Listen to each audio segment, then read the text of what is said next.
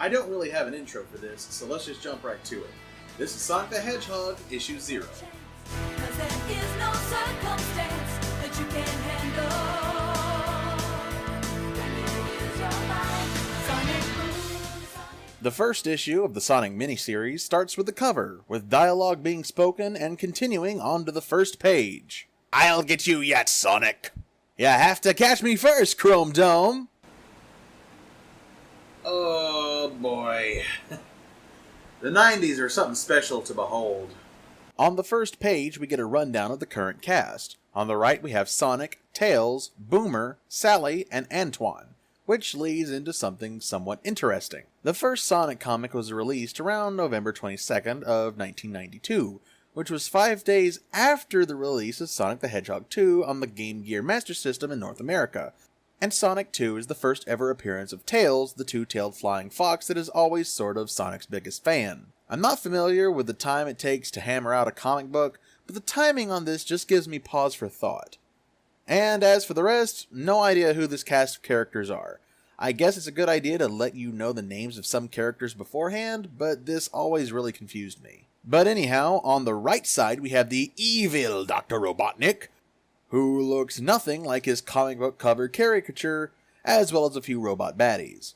Buzz Bomber, who would later be a long-standing enemy in the video game franchise, Cluck, who would be reimagined in the Sonic SatAM cartoon, and Crabmeat and Caterkiller, two more from the first game. Anyways, Robotnik is trying to spray Sonic with his Mega Muck, ew, and is not having much luck with it. Hey, no fair jumping! All's fair in love and war, Doc, and this ain't love. The 90s. It hurts.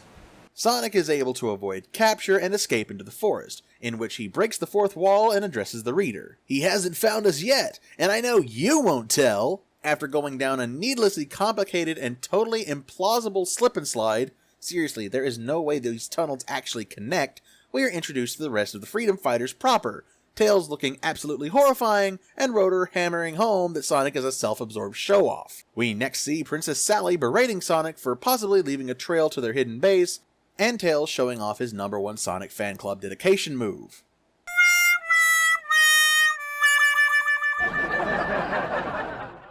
We get some kindergarten-level banter with Sally and Sonic liking but totally not that way liking each other, and we meet Antoine de Coulette, Knothole's #1 blowhard. Your Highness, I have an important announcement! What's the announcement? Too much starch in your underwear again? Wait a second. How do they know what underwear is? They're not wearing any pants! Turns out the important announcement is just a leak in the ceiling and Antoine is being, well, a blowhard. Cut to the next page and we see Dr. Robotnik in his office in this second part of the story. Dr. Robotnik, supreme dictator, industrial polluter, megalomaniac, corrupt politician, underhanded reprobate, rainforest ravager, puppy kicker, oil spill coordinator, holiday hater, insurance salesman. Rights violated while you wait. I miss this kind of bad guy. Over the top and evil to the point of absurdity. Robotnik wants Sonic eliminated, but he can't seem to find the Freedom Fighters' hideout. It's about this time he notices several non-robots on the scanners and sends Buzz Bomber to investigate. Speaking of which, we find the Freedom Fighters seeking out the source of the leak to their base. I'll check it out, Sonic! Don't be foolish, Tails. Only a warrior of my caliber is qualified.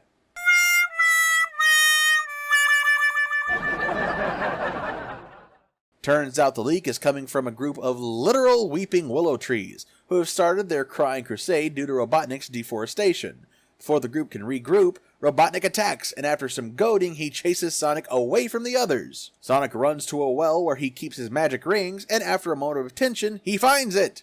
You and all the other robots' days are numbered. After crashing Robotnik's ship, the bad doctor flies away, with Sonic shaking his fist and swearing that he'll get him one day. And so this story ends with the Freedom Fighters planting some saplings and stopping the willows from crying. On to the next story of the comic, Oh No Robo, No Mo Mobo.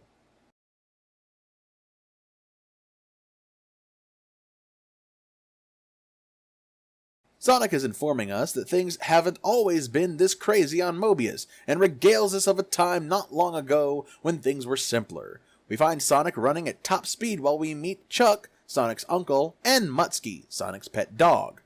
Uncle Chuck is not only a maker of chili dogs, but also the inventor of Sonic's special shoes. He gets an order from a mysterious caller asking for 200 chili dogs, and of course no one finds this suspicious at all. Sonic goes to deliver the wheelbarrow of wieners, and Uncle Chuck and Mutsky are accosted by SWAT bots, the cooler-looking foot soldiers from Dr. Robotnik.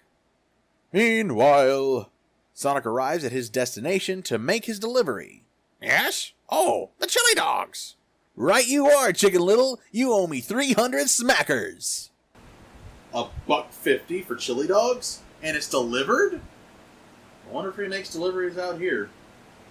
But it is all a ruse! Sonic is almost splatted by a wrecking ball and quickly makes his way back to Uncle Chuck's, where he finds that SWAT bots are boarding up the chili dog stands, thus ending part 1 of this story. In part 2 of Oh No Robo, No Mo Mobo. What? I'm hungry. You lousy bucket of bolts! What did you do with Uncle Chuck and Mutsky? Attention, fellow SWAT bots. Hedgehog exhibiting violent tendencies. Terminate with extreme prejudice. Affirmative. Sonic whirlwinds the SWAT bots and find out that they are from the same factory he just delivered to. With my speed, I'll be back there in a flash. Too bad that name's already taken. I look good in red. Huh.